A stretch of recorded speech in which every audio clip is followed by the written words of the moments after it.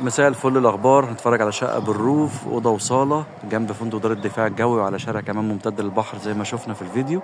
ده كده الروف، مساحه خاصه بالشقه، وشقه تحت اوضه وصاله ومطبخ وحمام وبلكونه. وده الروف الخاص بيها، مساحه خاصه بصاحب الروف. ده كده باب الاسانسير، واحنا كده دخلنا من باب الشقه تحت. هنا صاله كبيره قوي، مساحتها حلوه. دي كده اهي الصالة من زاوية تانية، وهناك طبعا المطبخ، وهنا في بلكونة كبيرة.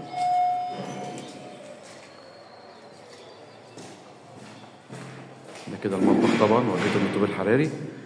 وهنا كده الحمام، وهنا كده غرفة النوم، والروف بره من سلم العمارة.